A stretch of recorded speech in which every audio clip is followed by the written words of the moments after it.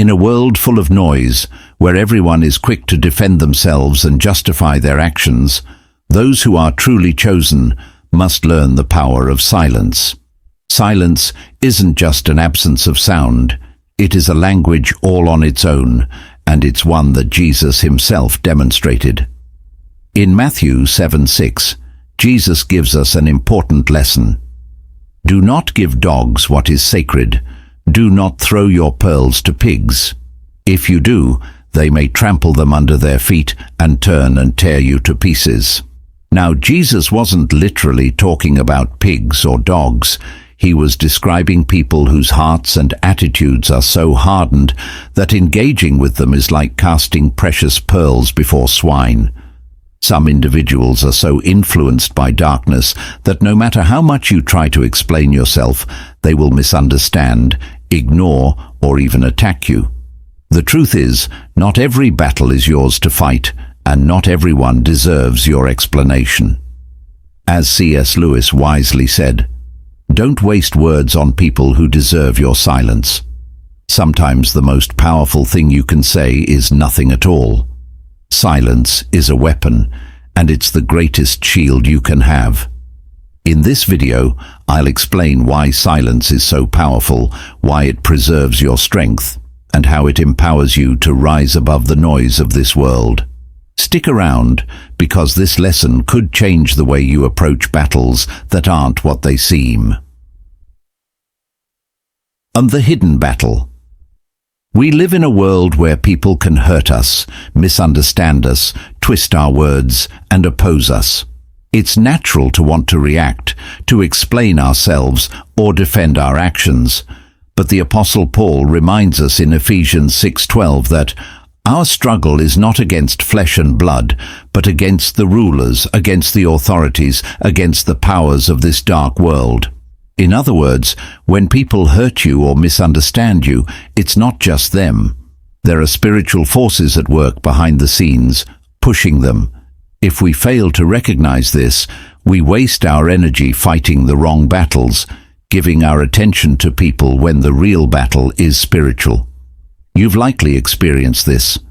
Someone says something that cuts deep or twists your words, and you try to explain yourself, but somehow the more you say, the worse it gets.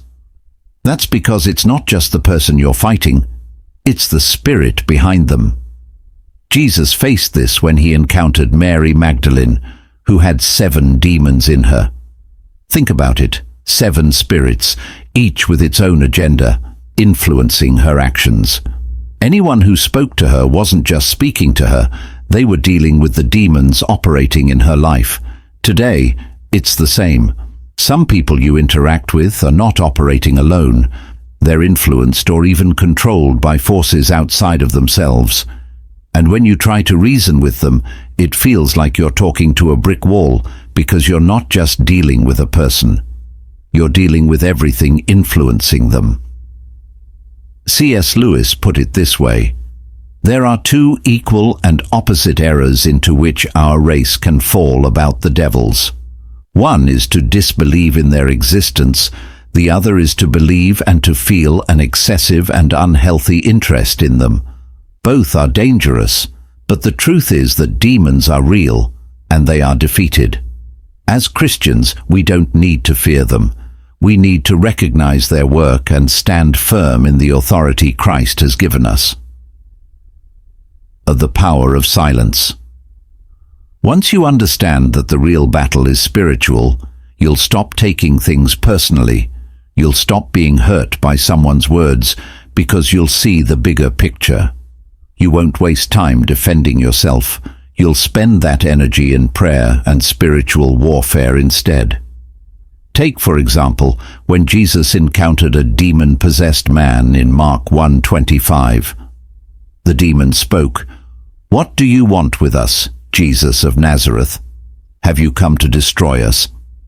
Jesus didn't engage in a long conversation. He didn't argue or try to explain his mission. He simply said, "Be quiet. Come out of him." Jesus didn't give the demon room to speak, because demons use your words against you. Here's a practical truth for us. Stop explaining yourself to people who don't understand or who are spiritually compromised. Stop justifying your actions to people who twist your words. Like Jesus, you can choose silence. When you stay silent, you protect your peace, preserve your strength, and refuse to give the enemy an advantage. Fighting the wrong battles. Many of us feel exhausted, not because we're physically worn out, but because we've been fighting the wrong battles. We've been defending ourselves to people who don't deserve an explanation, engaging in arguments God never called us to fight. Think about Adam and Eve in the Garden of Eden. God gave them a simple command: do not eat from the tree of the knowledge of good and evil, for when you do, you will surely die. But when the serpent came, Eve began explaining herself, engaging in conversation with the enemy. This is where deception entered. The same happens today. When you waste your words trying to explain yourself to the enemy, or to someone under the enemy's influence, you open yourself up to confusion and distraction. C.S. Lewis said, "Satan has his strategy, and we must not be ignorant of his devices. If he can't get us to sin, he'll keep us busy defending ourselves." Don't fall for this.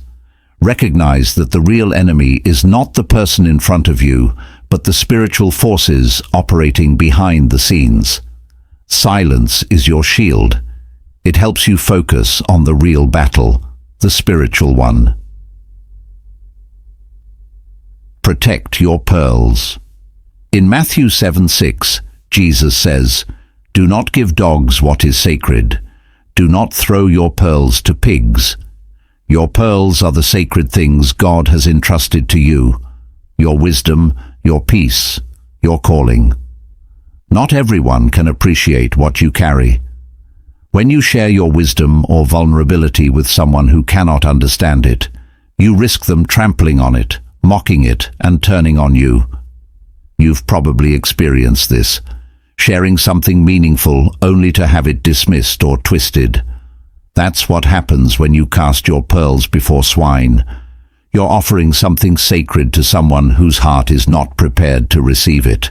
They'll mock it, reject it, and might even attack you for it. This is why not every conversation is worth having, and not everyone deserves an explanation. Remember, silence isn't weakness. It's wisdom. It's the preservation of what's sacred. The wisdom of Jesus' silence. Jesus himself demonstrated the power of silence. When he stood before Pilate, falsely accused and misunderstood, he remained silent. Pilate asked him, "Don't you hear the charges they are bringing against you?"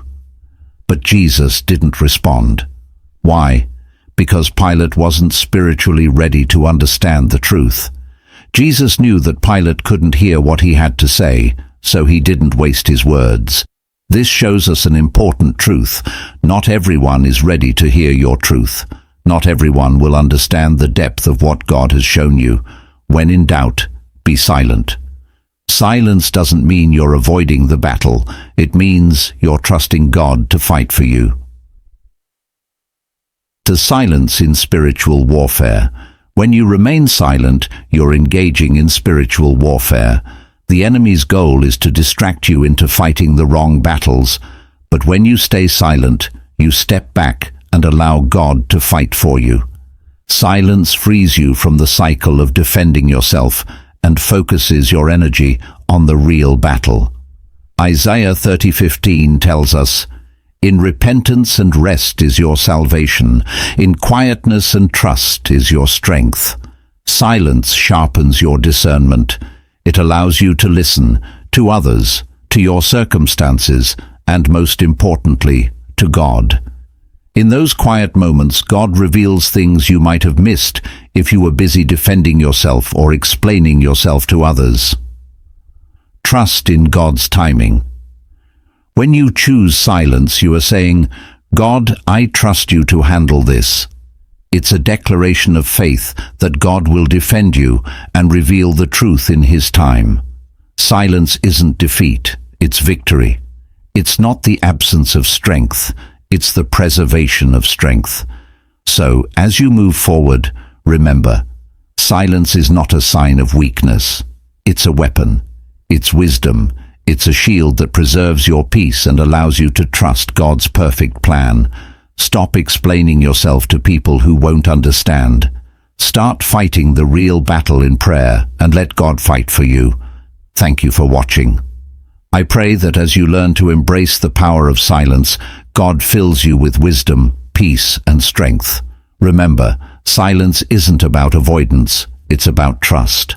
Trust in God's timing and His ability to fight your battles. God bless you.